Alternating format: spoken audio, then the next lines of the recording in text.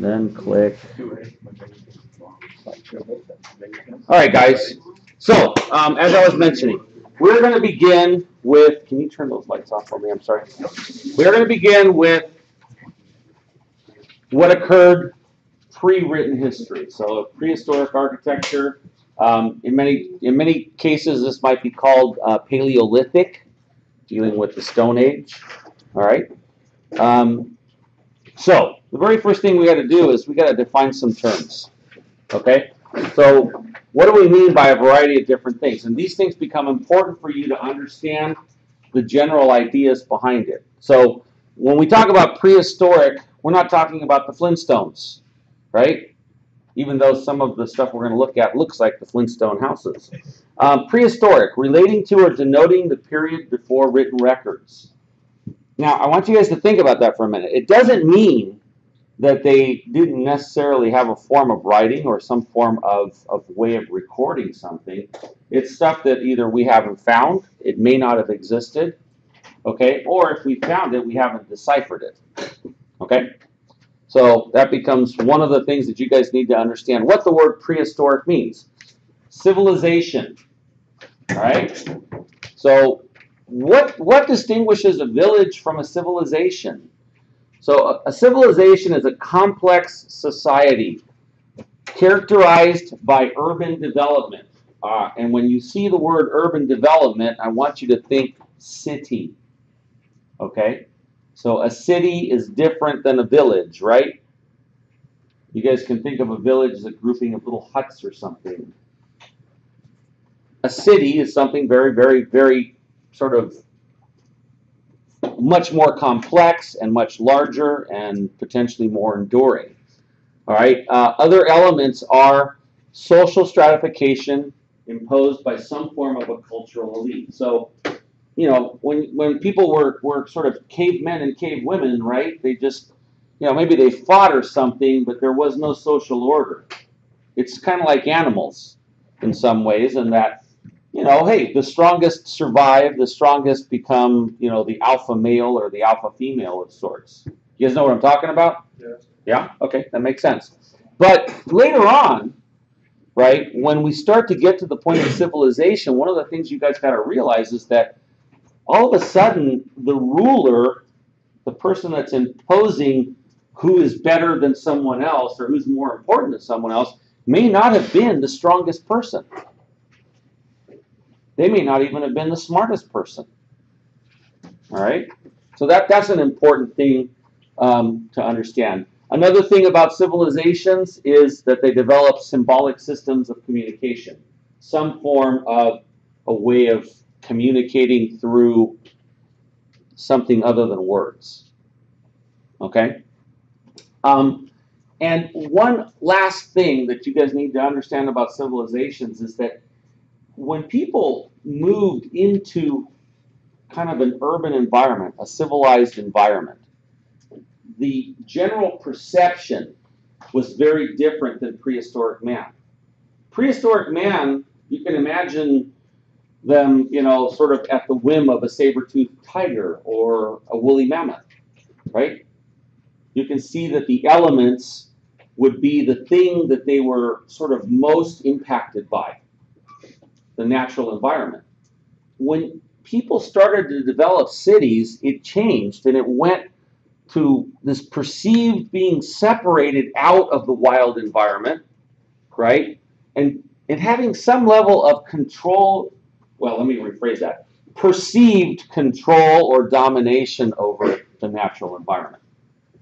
Of course, as soon as the flood would come, there went that perception of domination. Then they would blame it on somebody did something wrong and this god or that god got mad at us. Okay? All right. So urbanization. We talked about urban development just a moment ago. So urbanization is the process by which towns and cities are formed and become larger, and more people begin living and working in those areas. So again, urbanization is the process of making cities. All right? Enduring materials. This is one of the things that I need you guys to kind of think about. Am I going too fast? Let's slow down a little. All right, let's slow down a little. All right. Okay. Enduring materials. So, how many of you guys have seen like old houses that are falling apart? My house. Your house. Yeah. I have a house. I got a house that was built in 1910, and that piece of is definitely falling apart. So, how old is it? It's 107 years old. Can you imagine something that would be 1,000 years old?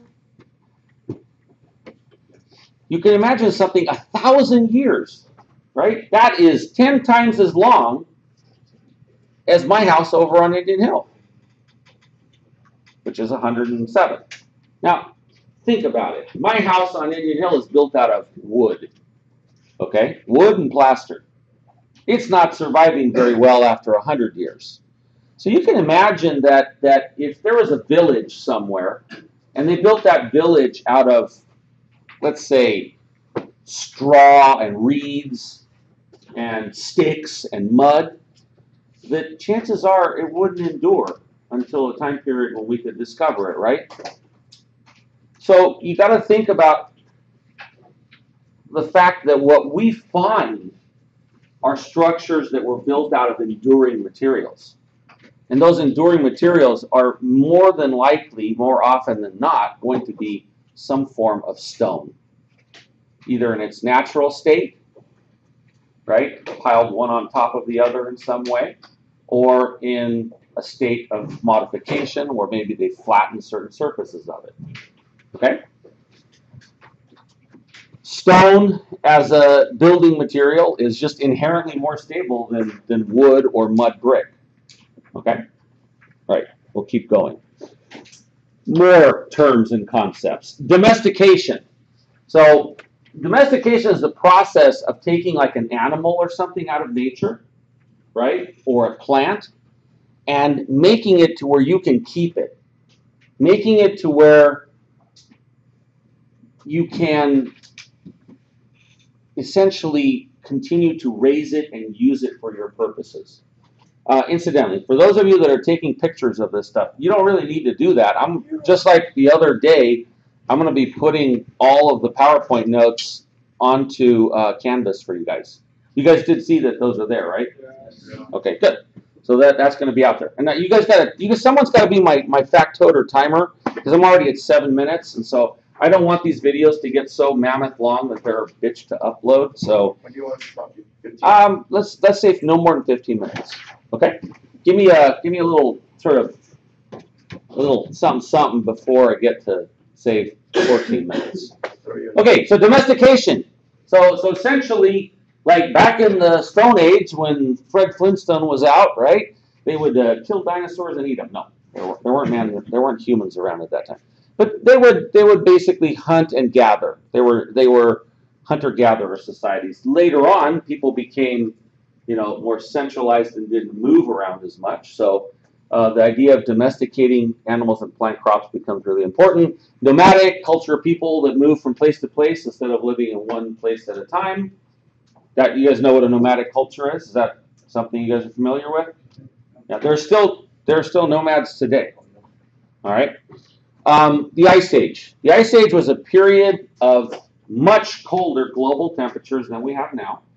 Okay, and during that time period, glaciers sort of built up because of all the snow that had fallen. Sea levels dropped because a lot of the water that would evaporate from the oceans would end up in the atmosphere, which would eventually turn into snow. And as long as it stayed as snow, it was trapped. So the sea levels dropped. Okay. One of the key things that you guys got to understand is that during the Ice Age, the ice cap, the northern ice cap, expanded to the point where it literally connected a variety of continents. Right. All right. The peak of the Ice Age occurred about 22,000 years before Christ, or BCE, before Common Era, right? And that Ice Age began its decline at about 14,000. So it peaked, right, somewhere around 22,000, and then by 14,000 it was in decline. The atmosphere was warming back up. Okay? One of the things I want you guys to be aware of. So those were all elements that we're trying to kind of define terms. You guys need to know what those things are. You need to have those concepts in your head.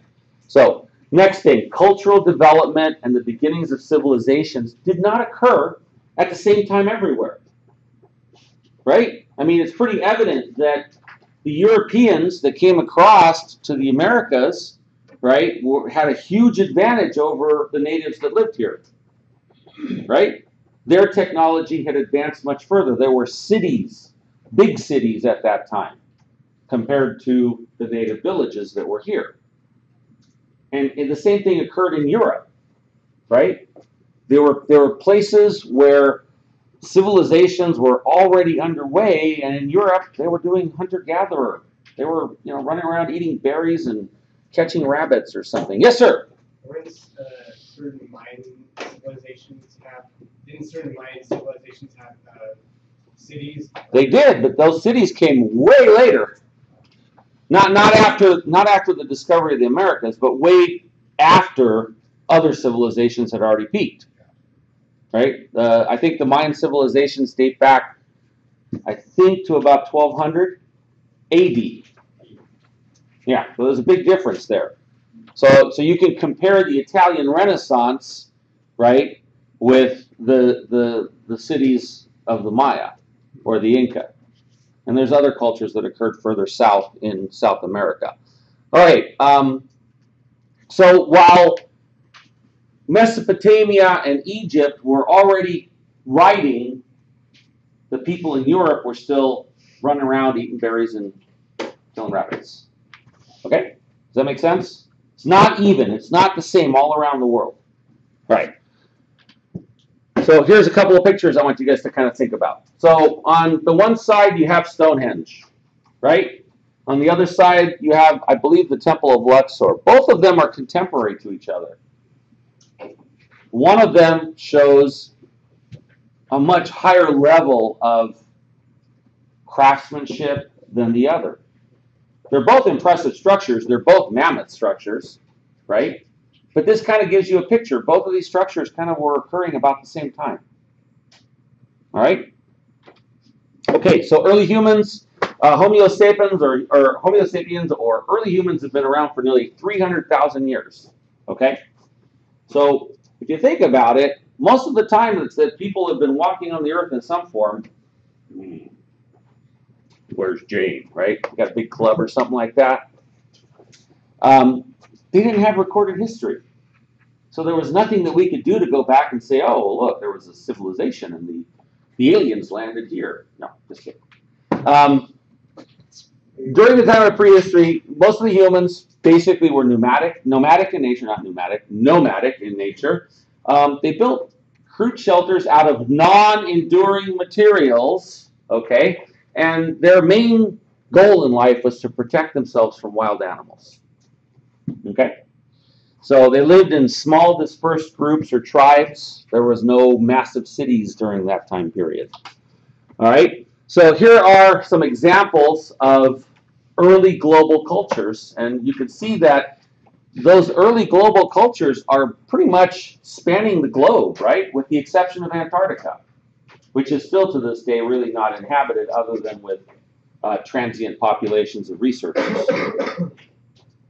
So it's like, hey, take a look. South America, way down at the other end, right? There were cultures there. There were cultures in Africa, all across Europe, Asia, Australia, North America. That Clovis culture, incidentally, I think is in the middle of a field in Pennsylvania. And all of those cultures are dating back 40,000 before the Common Era, to use the correct phrase, to 5,000.